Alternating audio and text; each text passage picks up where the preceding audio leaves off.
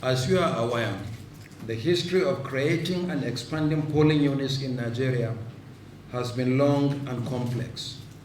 Their adequacy and accessibility in terms of number and location across the country were some of the challenges that had to be addressed in the interest of credible elections. Before 2010, the Commission operated on a round figure of approximately 120,000 polling units. However, a census undertaken by the Commission before the 2011 general election arrived at the precise figure of 119,973 polling units. The Commission also made efforts to relocate many polling units from inappropriate locations, such as private residences and properties, palaces of traditional rulers, and places of worship, to public buildings accessible to voters, polling agents, observers, and the media during elections.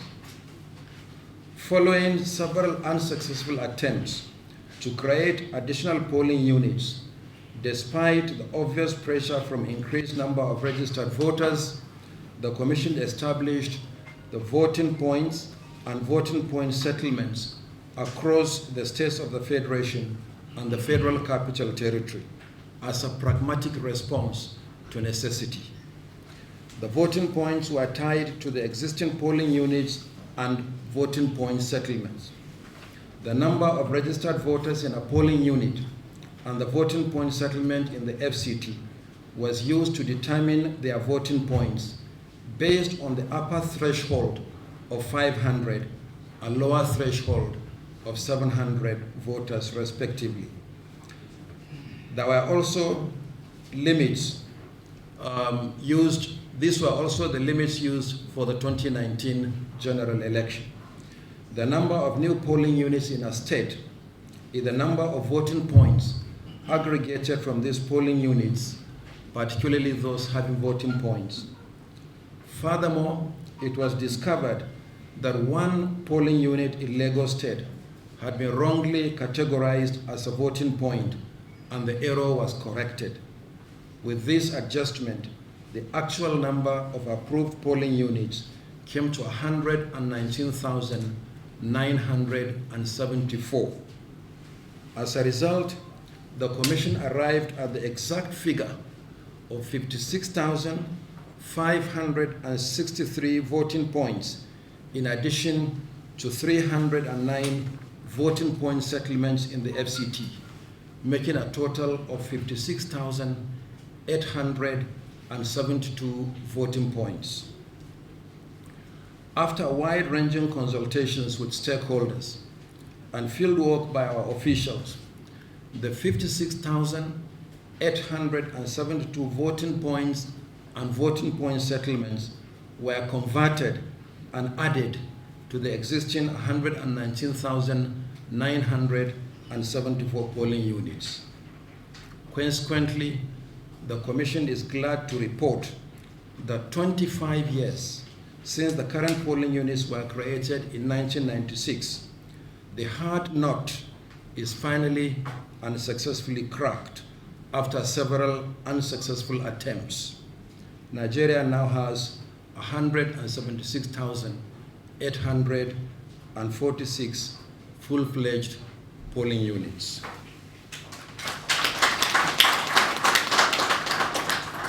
Similarly, after consultation with stakeholders, the Commission has successfully removed 749 polling units from inappropriate locations to appropriate public facilities or open spaces in line with our policy to guarantee unencumbered access to polling units for all voters. Of this figure, 232 were removed from private properties, 145 royal palaces, 6 mosques, 21 churches, and 9 shrines. The remaining 336 polling units were relocated for various reasons, which include distance, difficult terrain, congestion, communal conflict, new settlements, and general insecurity. However, in view of the advanced preparations already made by the Commission, 4 pending by-elections in Kaduna, Jigawa, and Plateau states will be the last to be conducted using a combination of polling units and voting points. 2 of these elections in Sabongari State Constituency, Kaduna State, and Gwaram Federal Constituency in Jigawa State are holding this weekend, while the Commission awaits the formal declaration of vacancies by the Honorable Speaker of the House of Representatives in respect of the Lere Federal Constituency of Kaduna State and the Jos North Bassa Federal Constituency of Plateau State. For subsequent elections, beginning from the Anambra State Governorship election holding on 6 November 2021, there will be no voting points anymore in Nigeria, only polling units. The new approved polling units for each state of the Federation and the Federal Capital Territory will be presented to the public in 37 volumes at this meeting. Meanwhile, the entire report has already been uploaded on the INEC website. Infographics of the distribution of the new polling units on state-by-state basis and the Federal Capital Territory have also been uploaded on the Commission's website and social media platforms.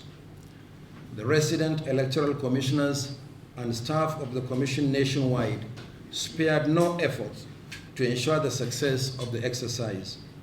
Above all, this historic accomplishment would not have been possible without the support and understanding of all Nigerians.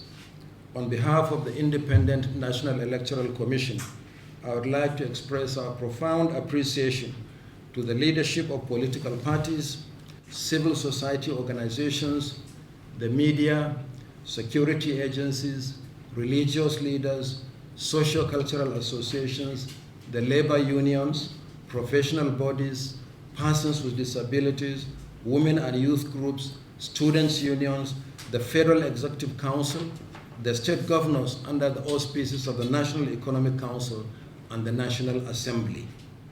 We also acknowledge the invaluable support of the development partners for facilitating some of the stakeholder engagements and the publication of advocacy documents. Looking to the near future, the Commission is preparing to conduct the remaining off-season end-of-tenure elections ahead of the 2023 general election. Already, activities listed in the timetable for the Anambra State governorship election are being implemented. So too are those of the FCT Area Council election holding on 12th February 2022. In the sequence of off-season elections, the Ekiti and Osun State governorship elections are holding next year. In keeping with our policy of announcing the dates of elections in advance to enable early and effective preparations by all concerned, the Commission has approved that the Ekiti governorship election will hold on Saturday, 18th June 2022, while the Osun State governorship election will hold 1 month later on Saturday, 16th July 2022. The detailed timetable and schedule of activities for the 2 elections have since been uploaded on the Commission's website and social media platforms. We implore political parties and aspirants to ensure rancor-free primaries and thereafter conduct peaceful electioneering campaigns. Once again, I welcome our resident electoral commissioners to this very crucial meeting. May God continue to bless our endeavors. Thank you very much.